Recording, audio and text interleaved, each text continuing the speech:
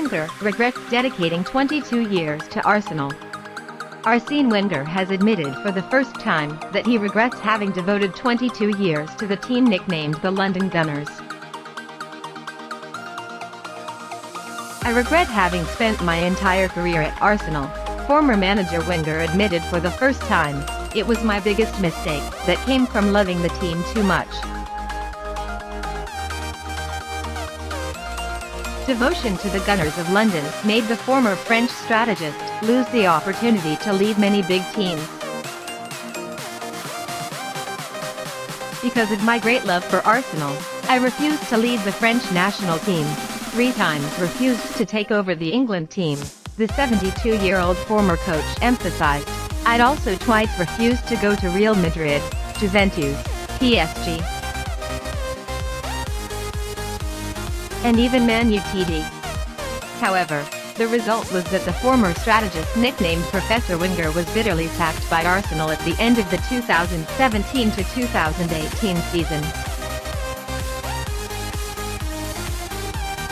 According to Wenger, he should have left Arsenal in 2007 when Stan Kroenke took over. "The moment I was fired, I was in a very bad mood. Ending a love always makes us sad," who is currently taking the role of FIFA's Director of Global Football Development emphasized. "Perhaps that is why, so far I have never returned to Emirates." Arsene Wenger led Arsenal from 1996 to 2018, helping the team win 3 Premier League titles, 7 FA Cups, and the English Super Cup. Legendary coach Arsene Wenger admitted for the first time that he should have left Arsenal earlier in 2018, and revealed that he had turned down Man Utd, Real, and England. In the documentary Arsene Wenger, Invincible, the French strategist told about the ups and downs and mixed emotions when he had to leave the club he had been with for more than 20 years. "I have determined that I am fully committed to the club. That was my mistake," former Wenger said. "My fatal mistake was falling in love with the place I was attached to. I regret that. I should have gone somewhere else." According to the British Daily Mail, this is the first time Wenger has admitted his mistake, although in 22 years, from 1996 to 2018, he became the most successful manager in the club's history, winning 3 Premier League titles, of which went unbeaten in 2003 to 2004, 7 FA Cups, and reached the 2006 Champions League final. During his final years at the Emirates, Wenger was repeatedly criticized by fans for his poor performance. The Gunners often stopped in the 1/8 round of the Champions League. Even 2 consecutive seasons did not reach the top 4 of the English Premier League. Part of the reason is that the club borrows money to build a new stadium, so they limit spending.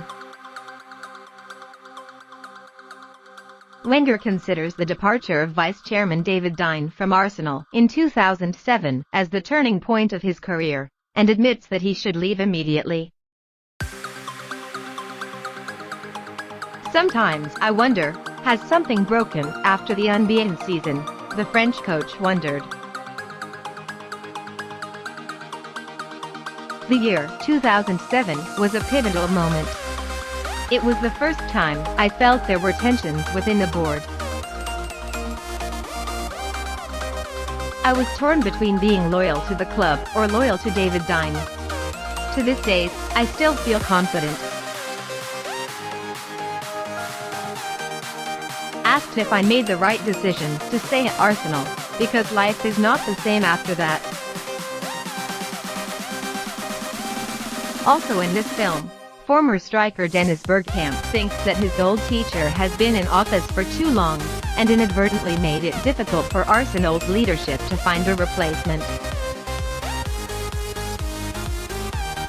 After Wenger left, Unai Emery Freddie Ljungberg and Michael Arteta respectively took over at Emirates Stadium, but could not bring the club back to its original position.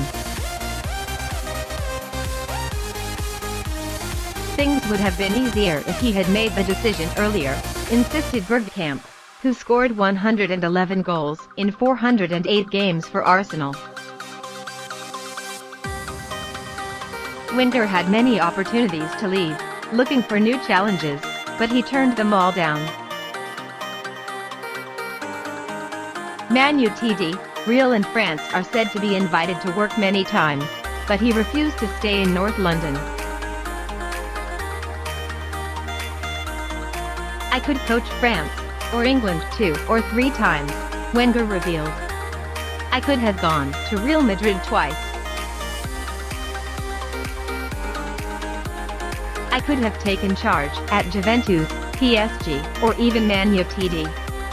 Wenger has not returned to the Emirates since leaving in 2018, which he admits is saddening himself.